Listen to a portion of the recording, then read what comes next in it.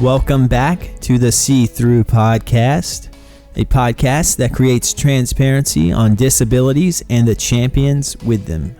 This is episode 7, and I'm your host, Lance Johnson. This is part 2 of my conversation with Kate and Madeline Conner. And as promised, this week you get to hear from Madeline.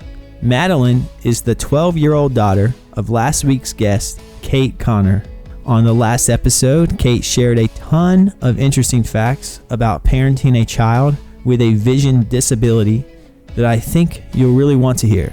So if you haven't heard that episode yet, go give it a listen. Anyways, Madeline was the first preteen we've had on the podcast. But as a 12-year-old, Madeline is super sharp. And for those who don't know, Madeline was born blind due to optic nerve hypoplasia. And she also recently beat cancer that she was diagnosed with at the age of 8.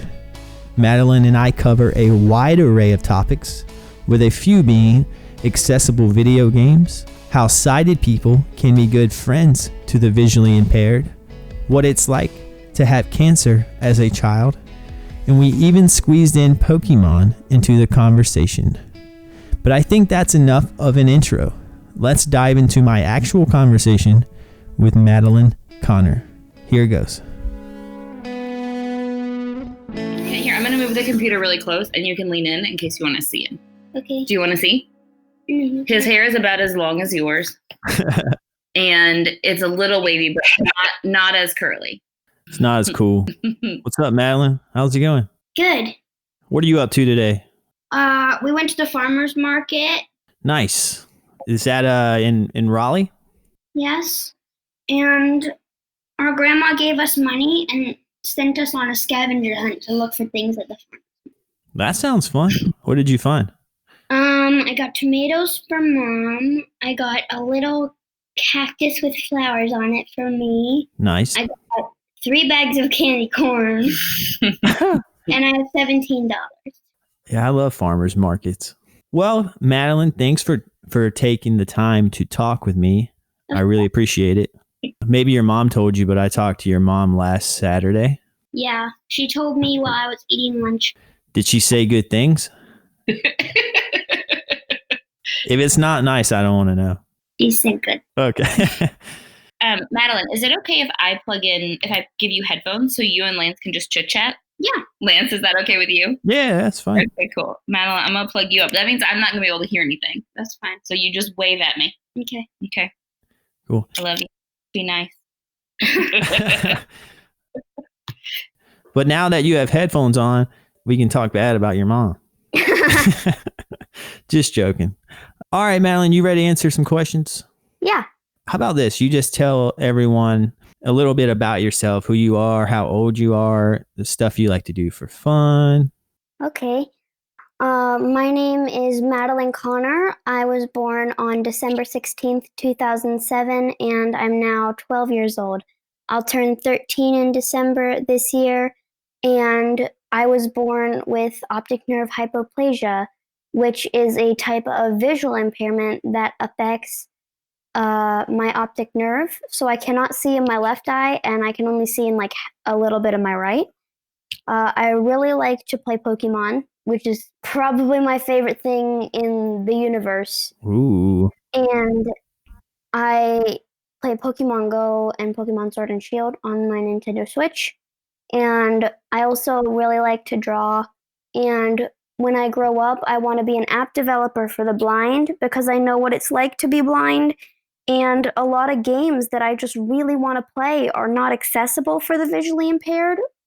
And I want to make games that other people will enjoy playing, but that are accessible for kids that are fully blind or have a visual impairment. I think that's really cool. So Pokemon is accessible? Yeah. That's awesome. Most of the time. Sam's actually getting a Pokemon game later this weekend, and that is not accessible at all. Which breaks my heart because I want to play it so bad.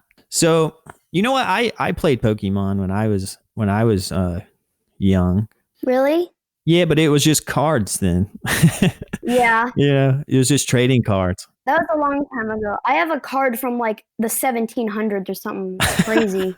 Like It was like one of the old, like it didn't make it into the video game. It was so Whoa. old. It was just like one of the fake creatures. It's crazy. Yeah, I have a binder somewhere in my mom's house that I have all of the 150 original Pokemon cards.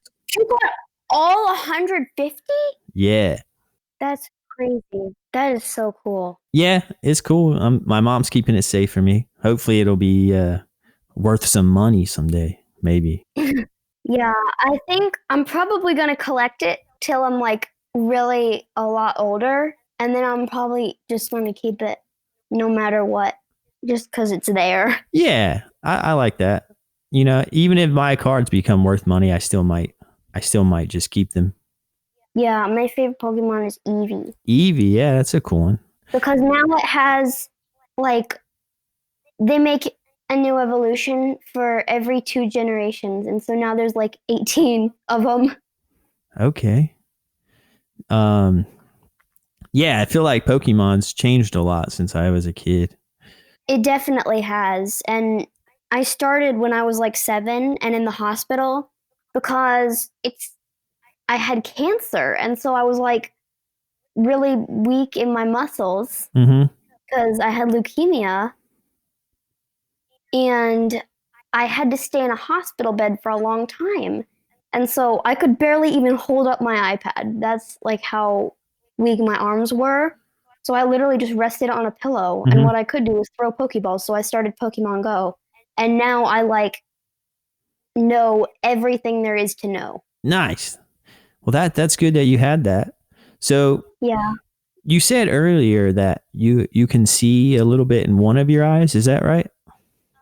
Yes, I can see in part of my right eye. So a lot of times, like, people will ask why my eyes are moving, or they'll say, hey, watch this. And I'll say that I'm watching, but like they don't understand because I'll be looking one direction, but I'll be seeing in another direction. Sure. So a lot of times I have to explain that. Like, a lot of people, the news, if I tell like younger kids that I'm blind, the news spreads fast.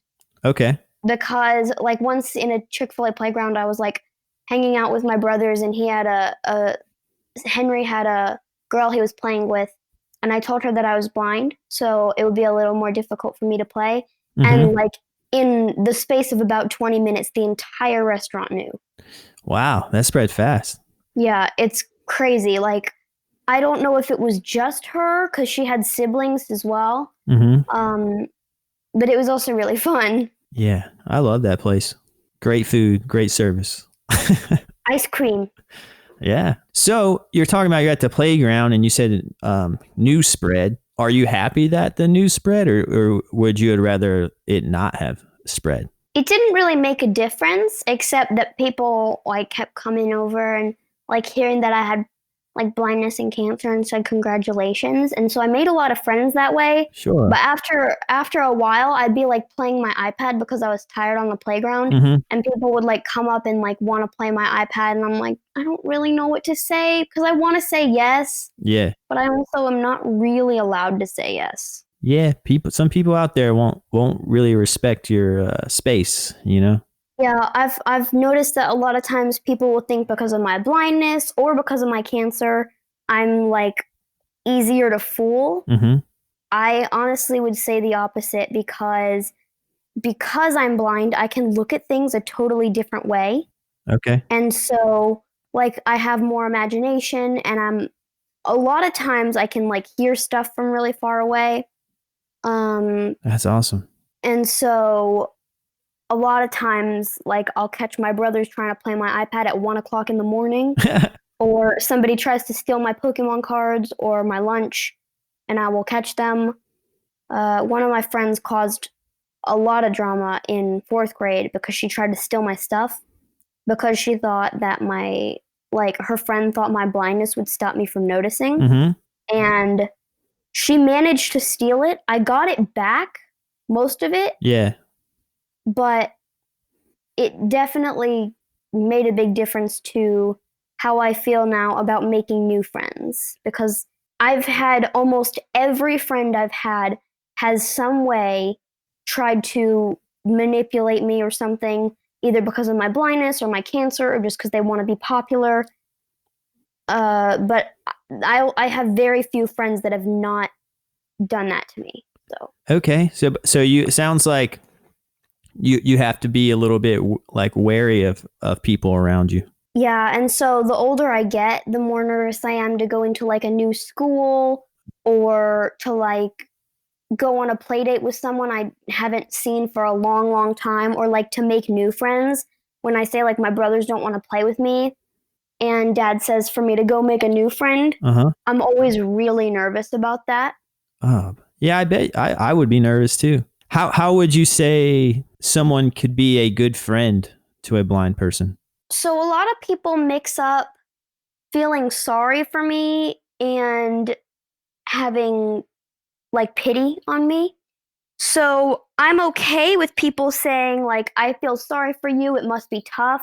But what I don't like is people who like treat me like I'm younger or older than I actually am because of my blindness. They think I'm either like not smart, or I tell them that I'm capable of doing things and they think that I'm like smarter than everyone else and better than everyone else.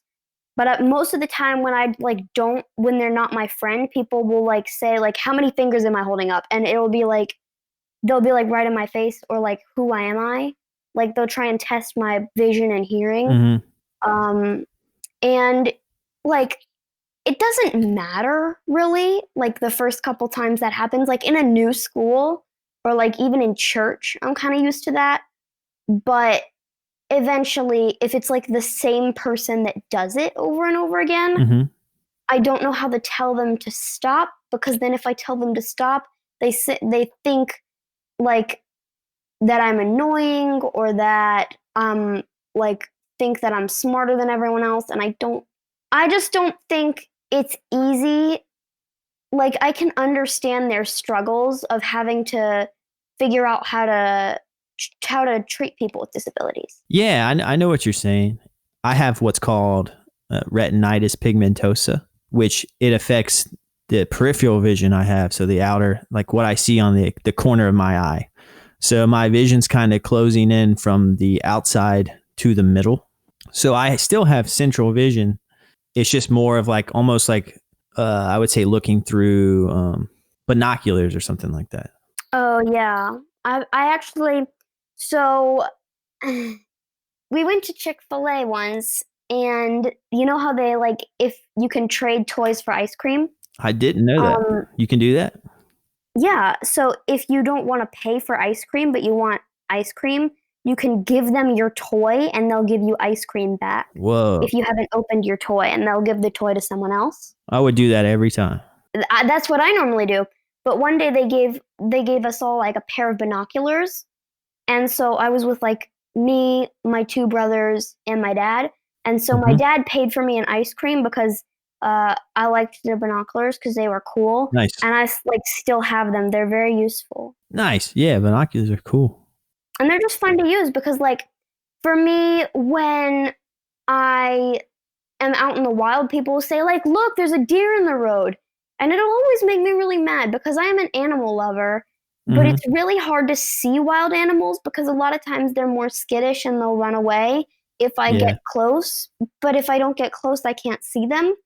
So a lot of times I'll like go to a zoo or a bird park, and I'll have to get like the people to come get the animals close to me so that I can see them, because otherwise it's just kind of just a waste of time for me. For everybody else to be saying like, look at the elephants, they're so cool, and they're like way out in the distance. Yeah. It makes me feel bad because like everyone else is kind of enjoying something that I wish I could. I have similar experiences with my vision disability. It's also very hard for me to see in the dark. The first time I noticed this was I was out on the beach in college, and there was supposed to be a bunch of shooting stars happening that night. Oh, wow. Yeah. And everyone around me was in awe of the shooting stars. And I was in my head, I was like, I don't see them. Where are they at? You know, like how come everyone keeps seeing these shooting stars? Yeah. But I couldn't find one. And then that's kind of when I realized because I knew I had what I have when I was in the 7th grade, but it didn't start affecting me until I was around 22 years old. Yeah. And that's what I claim to be the first experience in which I noticed that I see differently than other people, was I couldn't see the shooting stars. That's interesting. I am kind of the opposite. I can adjust to kind of anything with my eyes. Mm-hmm. So like I can spin around really fast with my eyes wide open and I just don't get dizzy. Or like I can be up in the dark and like see in the dark everything, play hide and seek in the dark, and just I can see a lot better than a lot of other people in the dark. But that might just be because I'm a night owl and a lot of times I stay up till 1 o'clock in the morning. Really? You're a night owl? Yes. Well, I'll keep that a secret from your mom. She knows. She knows. Yeah. So you're talking about friends. Do you have like friends that totally get how you want them to interact with you, or is it hard for everyone? It's difficult for everyone, but I definitely have one friend that particularly stands out over any other person, like ever. So we have moved a lot, or at least I have. In my life, I was like Georgia, Florida, Alabama, Georgia, North Carolina, a different place, and like over and over. I'll like move all around. Wow. Like sometimes because dad needed a job or because mom was going to have a baby or something.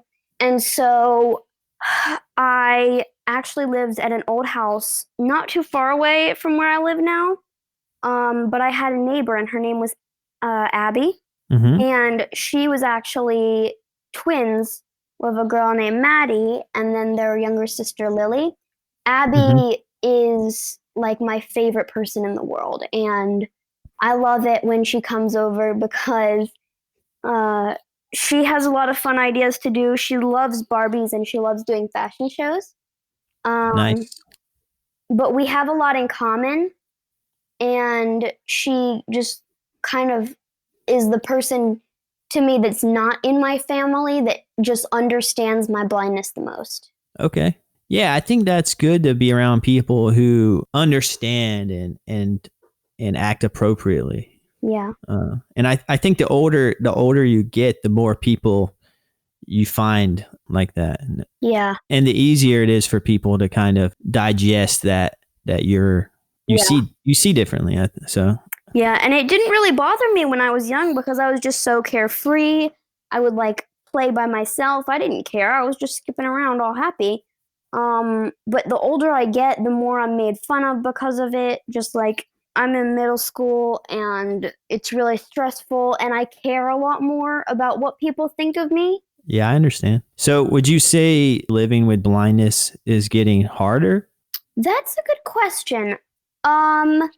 It definitely changed when I got cancer because then I was just like, okay, first of all, I was sent like 1 million presents a day. But like there were a lot of people that I just couldn't remember being friends with. Like some of my old friends, I lost contact with them when I was in the hospital and I don't even remember them anymore. Oh, wow. And so like when I had cancer, like for my 3rd year when I had cancer, someone sent me a get well soon card and they said that they missed me and missed hanging out with me, but I like didn't even know who that person was anymore. I was very confused because like I was in a new class with new people because I was in the hospital for a long time, so I didn't really get an education. So I talked to my teachers and decided to stay back a year so that I could learn what I missed before.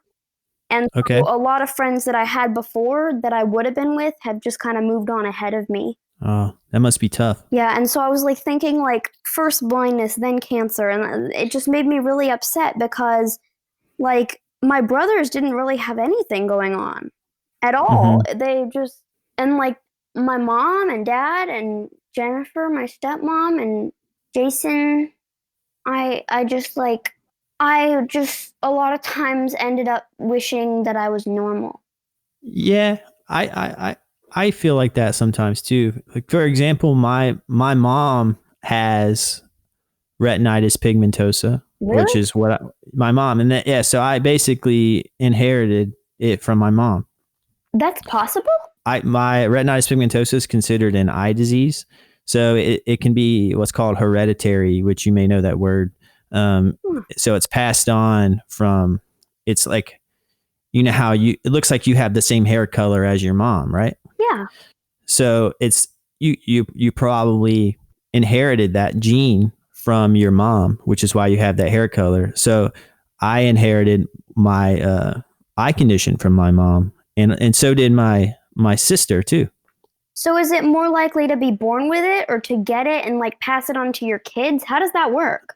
Yeah, so that's interesting because I have an older brother too, and he does not have what I have. Huh. So because it basically makes it a 50% chance. Oh, so did your mom's parents have it, or did she just get it when she was older?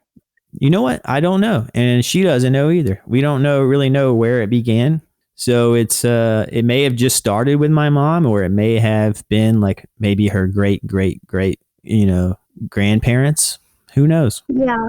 Sometimes I wonder. I'm like, oh, my brother doesn't have it, so I can get envious of that. So I understand what you're saying, but I think with time that goes on, I think you're going to embrace your vision more, and I think it's gonna provide. Like, for example, you want to be an app developer, right? Mm-hmm. You wouldn't even have had that idea maybe if you were sighted. Yeah, that's probably true.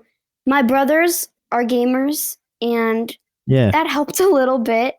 But I kind of knew what I wanted to do a long time ago. When I was like really young, like 5 and 6, I wanted to be an astronaut. Mm-hmm. And I wanted to be the first person to be on the moon. But then I realized a lot of people had done it, and at that time, I had started like I was introduced to like a really really old Mario game that Dad had when he was young.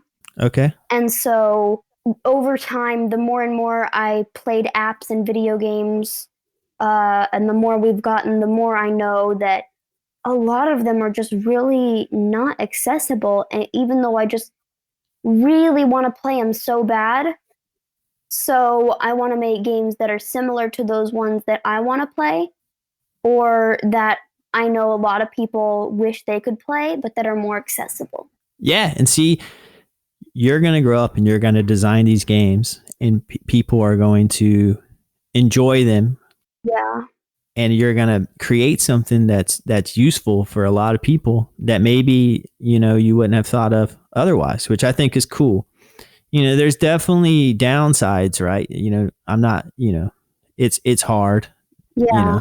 I'm glad though that I'm born with it, because I don't really like the idea of having sight like for part of my life and then not having sight, because I feel like then you'd just like, it would have been fine and then just something happened and it just kind of got lost. Interesting.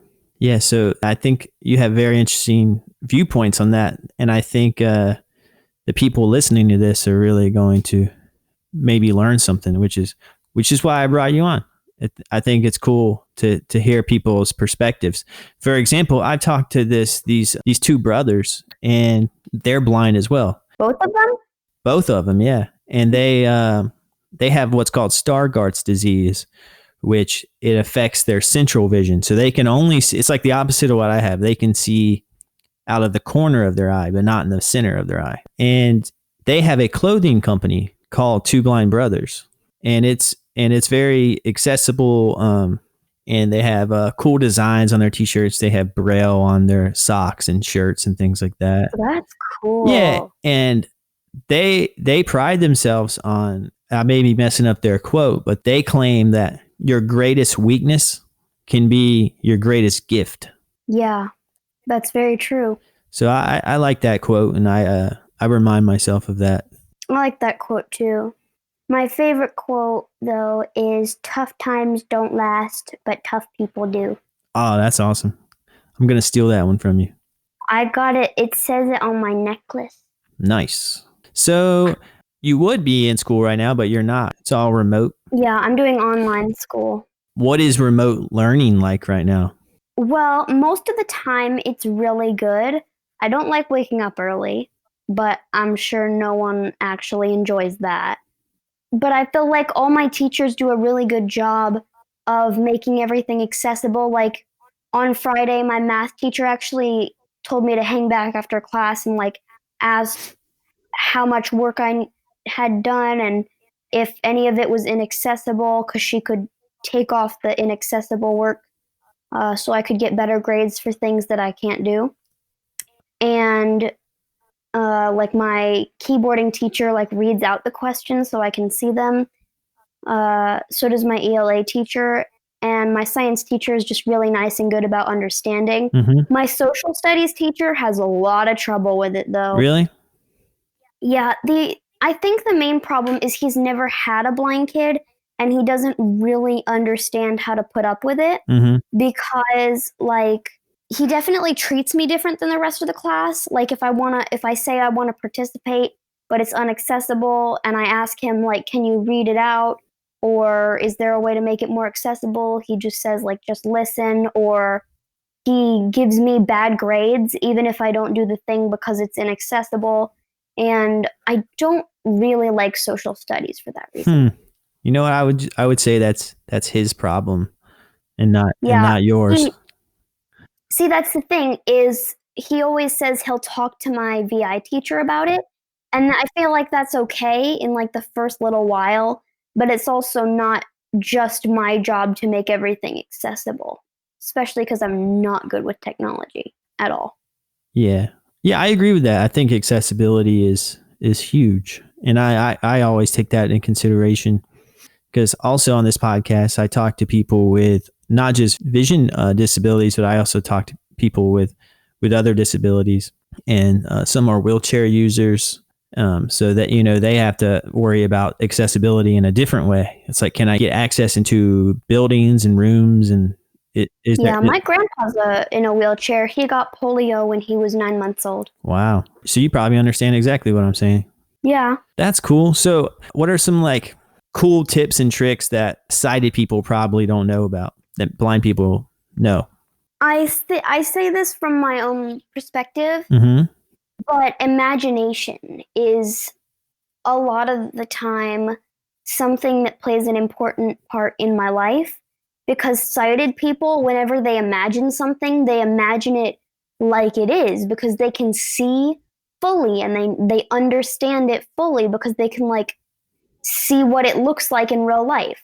Like if I say to a sighted person, picture a chicken, he'll picture a chicken. I might picture like a cartoon drawing of a fat bird that's like a bunch of different colors and has like stripes on it. It's crazy. I was like, I don't fully understand what they look like.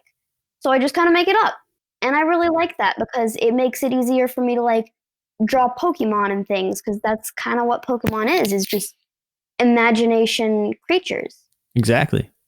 So I like do a whole like thing where I make like fake Pokemon and I do like reviews on everything in Pokemon. So your imagination, you think, is more grand than other people's? Yeah, like my brothers, they play video games a lot.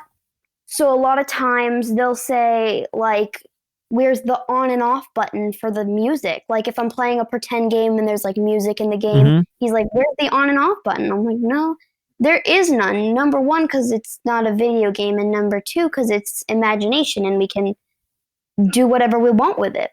And so he says like, our characters have to be pixelated. They don't really have to be pixelated. Yeah, that's interesting. I think that's cool. I think that's your imagination's going to take you places, and it's going to let you think of things differently. And that's always helpful. Yeah. I think the bigger your imagination, the bigger you can think, and the better you can process things. And I don't know. I just think it's a sign, I think, of how smart you are, is your imagination. Yeah. I feel like you sound pretty smart. I am kind of just neutral for my age. A lot of people say that I am, though, like in my class, because they think it's impressive to get past like vision impairment and my old cancer and everything. And I'm not going to lie, that was really challenging, like being in the hospital for a long time. And so, like, that's mostly what people think of when they say that I'm smart, is I overcome a lot of challenges. But I'm kind of just the same as pretty much anyone else in my class would be. Okay. I think I understand what you're saying. I'm really weak in history, though. You know what? Me too. If I had to give you advice about school, it's just like, obviously you got to do good in every course because you're required to. Yeah. But you'll have certain things that you're more interested in, and those you're going to do better in, you know. And I don't really think that becoming an app developer for the blind is going to need too much, because for me, rather than joining a company, I'm going to like start a company on my own. Nice. Well, maybe you can hire me eventually, and I'll do some video edits for you. Mom is still does the same job she did at Chris, but she works at a different place now. She works at Bandwidth. Nice. And I feel like her working with a lot of technology is really helpful, because like she can give me advice, and whenever like something goes wrong on the computer, she normally knows a lot of what to do on it.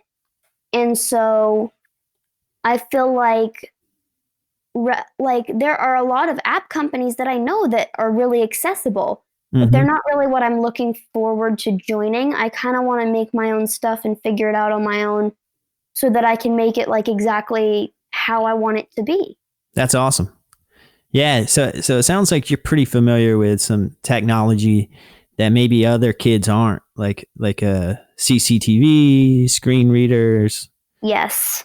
What are some like tools you use? Like, I use screen readers. I have a screen reader app called NVDA on my computer, and I have a magnification app that like can zoom in and change color and change the cursor and things, called Zoom Text. I do VI lessons every afternoon with my VI teacher, and my Braillist helps me out on tests. Okay. I use binoculars a lot if I can find them, and I like to pick up things, especially fluffy things. Fluffy things. Yeah, because of my blindness, I like things with full texture, and I always, even if I don't feel floof, if I see floof, I go crazy and I want it so bad. Like plushies, my cats. Oh, you have cats? 2 cats. They are the best. If you have time at the end, I can show you them. Yeah, I'd love to see your cats. They're so good. That's awesome. I have a dog. Really? Mm-hmm. Yep, her name is Ruby. Oh, that's a cute name for a dog. I think so. She's a dog, one of those dogs with the really long bodies and the short legs. Yeah, kind of like a wiener dog. She's like a wiener dog, but she's not a wiener dog. She's a basset hound mix. I don't know if you know what a basset hound is, but... My cats' names are Athena and Persephone is very long. She's very long and very fluffy, and she's very shy. Athena is the most dog-like cat ever. She's really friendly. She'll follow you around, and she likes to go on walks. On walks? Do you put her on a leash? Yes. Whoa. Where do you walk her? Just around the yard. She likes exploring and figuring out. She's a hunter. So, like, if ever like a lizard or a bug will crawl into the house and she sees it, she will go after it. Nice. So I've seen like lizard tails, like wiggling lizard tails in the house, and I always know what happened. Well, that's good to have around, you know. Do you and your mom walk the cat? Mom helps me put her on a leash, and a couple times I've walked her. We don't do it that much anymore though, because of remote learning. I don't really have a break or a chance to do it. Sure. Do you, so it sounds like you and your mom do a lot together. You probably have like a really special bond. Yeah, we do. How important is your mom to you, and how does she help you? So she knows a lot about accessibility, and a lot of times she can just like tell by like my posture or my actions how I'm feeling, even if I don't like say anything or make any noise at all. Uh-huh. She can just kind of tell what I feel like and what I need. And I like her during the school days because, like, if ever I say that I'm like really tired or I'm hungry, she says that she will get me something, but she like prioritizes and helps me with schoolwork, and then like I get something to eat, so I get both of them, but I'm also not getting bad grades because of it. Okay. So it sounds like she helps you in your day-to-day life. Mm-hmm. And then she probably helps you a lot with, like you said, accessibility. Yeah. And then how about when you were in the hospital? That's kind of where it all started, is like mom was the best mom ever to me for all my life. But me being in the hospital just really showed that, because whenever, like, she would always be working, but she, like, if ever I was like hurting or hungry, she would go get the nurses, because I had like a lot of things going on. I had like a foot disease and a stomach disease and pneumonia, and it was crazy. That does sound crazy. Yeah, there was like a list. So after I got out of the hospital, they gave us like a list of why I was hospitalized in my report, and there were 18 things on that list. Whoa. I consider myself someone who is afraid of getting sick. Like if I feel a little bit off, I'm like, oh, what's wrong with me? That I'm kind of that type of person. I'm not really afraid of it, but I'm definitely very aware of it, because back in the hospital, the tiniest little cough could mean something crazy. Yeah. And so now, whenever I notice that, like, I need to go to the bathroom more often, or I just like have a lot of coughs, which normally just means I'm choking on my cat's hair. She's so fluffy. Do you cough up hairballs? I honestly no, but I'm very close to. But like I'm very aware of how my body feels. Like I had to have a gallbladder removal. It took me to like 1 o'clock in the morning to convince mom that I was like feeling really bad, because I couldn't sleep and I was in pain. So she like tried like giving me a bath and melatonin and music and a book and all kinds of stuff. I just could not fall asleep. And so at like 1 or 2 o'clock in the morning, she finally took me to the emergency room, and I had to get a gallbladder removal. Whoa. Yeah, it's like it sounds like you're in tune with your body and you know when something's not working right. Yeah, but that also means a lot of times I don't trust it. Like if I'm walking and I'm like not using my cane and I feel like a stare, I like try really, really hard to like be really cautious about it, because I've had a lot of things happen before, and I'm always really careful with my body. I don't really trust it. So like whenever I am like on a bike and I like feel a little hill, like even if the hill is like a tiny, tiny slope, I will always just put my foot down and walk down that hill and then get back on the bike. Okay. So it sounds like you have special procedures for things that you've learned. Yeah. So you were born, with optic nerve hypoplasia, right? Yes, I was. Then you got cancer. Yes. Would you consider cancer similar to your vision? Is it another disability? Like, what are the differences and how are they alike? That's a good question. I've actually never been asked that before, but I like that. So, I had leukemia, and it was basically my bone marrow was like producing diseased blood, and I had so much bad blood that it was like pushing the healthy blood out of my body. So I would have like a ton of nosebleeds and like bruises, because it was like trying to push all the blood out of my body. And so it left me with like muscle pain and things. It affected my blindness. I wouldn't say they were similar, but like after that I had like finger sensitivity, so I eventually had to stop reading Braille, so I can't read Braille anymore. Really? And things like that. It just kind of affected it. Like now again, that cancer is like kind of caused me to like not trust myself fully. So like if ever my brother says, "Come on, let's race," I'd say like, let's just walk. There's a hill ahead of us, and I really don't want to fall, even though that probably would never happen. Mm-hmm. I'm always really cautious about it. I would say it's affected my life because it kind of changed my appearance as well. Like my hair is a result of this. I think your hair looks nice. Yeah, it would not have been curly. It used to be like straight as a board, and then it all just fell out and came back like this, all floofy. So at one point you had no hair? Yes. A lot of people. I tried my best to like wear dresses and things because I kept being mistaken for a boy. Oh wow. And that did not bother me at all because I actually knew a boy who had hair exactly like me. Does it feel nice having no hair? Like I have long hair myself, and sometimes when it's hot outside, I wish I didn't have any hair. It's different. So it's not like better or worse. It's really weird if it gets wet. That's what I'm going to say, is it feels super awkward. Like if you just like had no hair for a long time, it's pretty normal. But because I had hair and I literally didn't get a haircut till I was like 5 years old. So I just let it grow out for a long time. How long was it? Past my stomach at least. Whoa. So it was really long and really straight. I always played with it a lot. And so it was time to get a haircut. And like when I had cancer, my hair like fell out in chunks.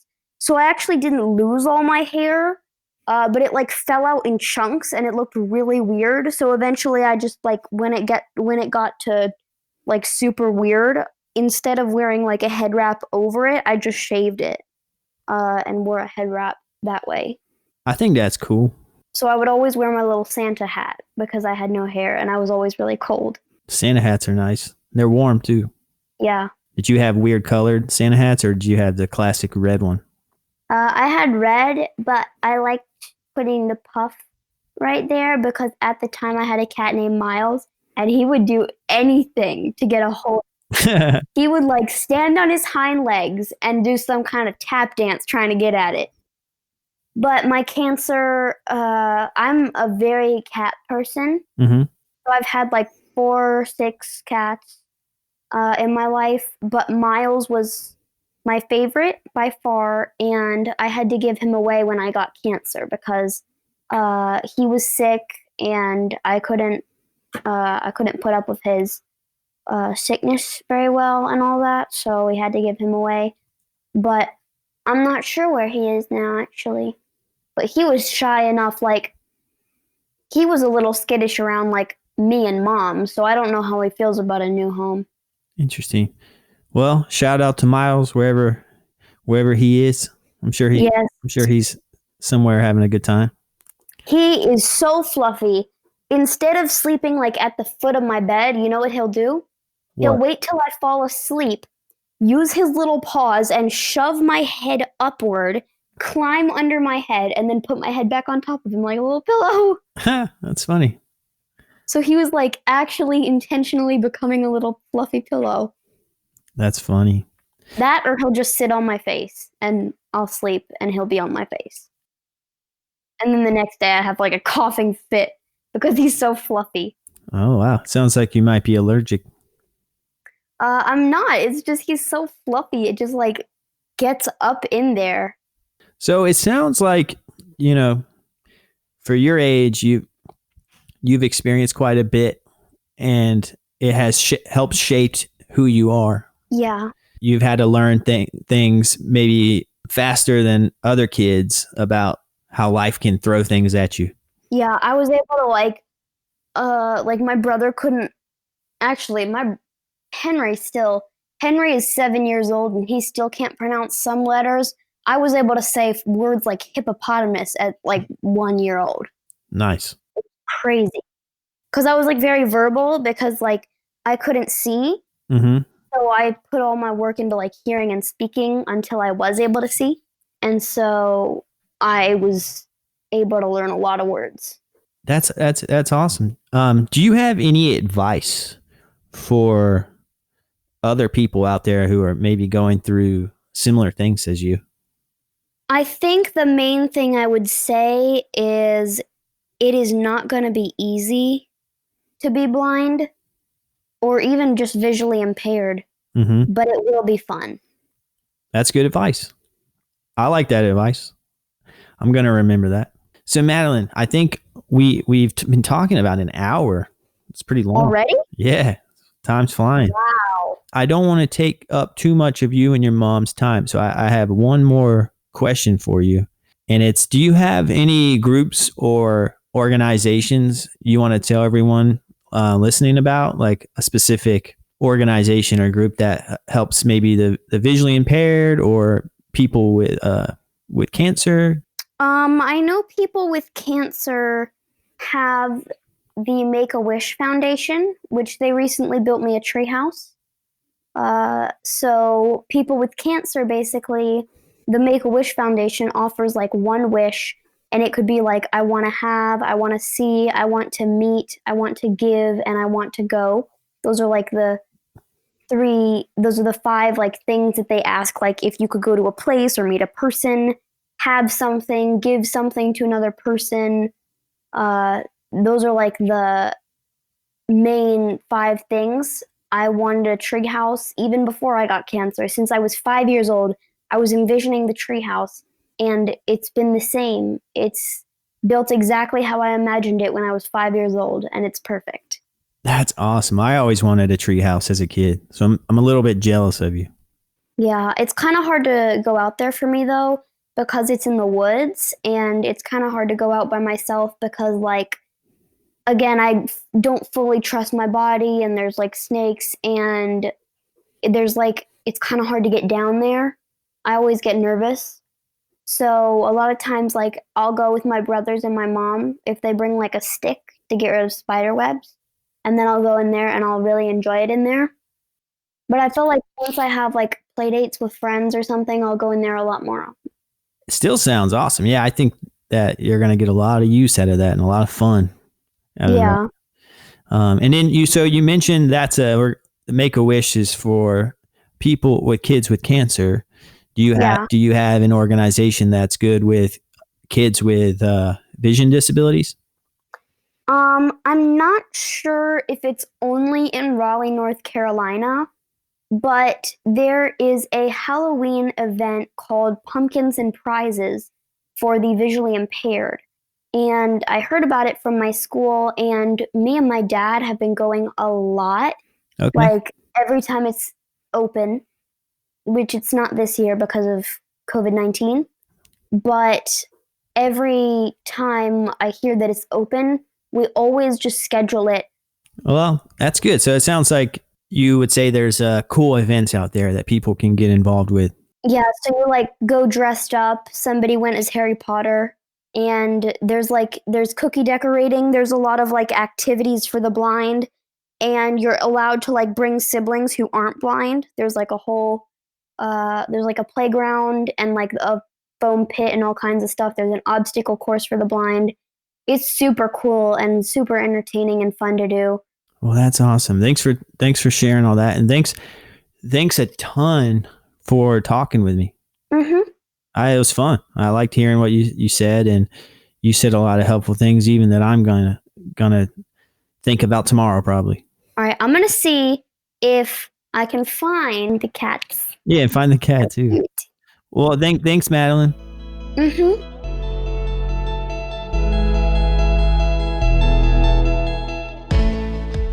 Well, that wraps up my conversation with Madeline. As you heard, Madeline is a special kid who I think has already figured out more than most about life. I'd like to say thanks again to Kate Conner, who was last week's guest, for not only her time, but for helping me arrange a time to talk with Madeline. I got a ton of joy interviewing you both. In fact, I'd have to say this is my favorite episode that I've done so far. Talking with Madeline just kind of put smiles on my face. If you did enjoy this episode, help me out and spread the word about this podcast by following the See-Through Podcast on Instagram, Facebook, and Twitter by using the handle @SeeThroughPod. Also, if you're listening on YouTube, be sure to subscribe to the YouTube channel. Before going, I wanted to highlight something Madeline briefly discussed, and that was the Make-A-Wish Foundation, which a lot of you are familiar with. But the Make-A-Wish Foundation is a non-profit that helps fulfill the wishes of children with a critical illness between the ages of 2.5 and 17 years old. To learn more, visit wish.org. The Make-A-Wish Foundation made Madeline's dream of owning a treehouse come true. If you want to see pictures of Madeline's treehouse, as well as keep up with Kate and Madeline, follow Kate's account at Kate Elizabeth Conner on Instagram. That's Elizabeth with a Z and Conner with an E. That's all there is for this week's episode. Keep an ear out for more episodes coming your way soon. Until then, stay transparent.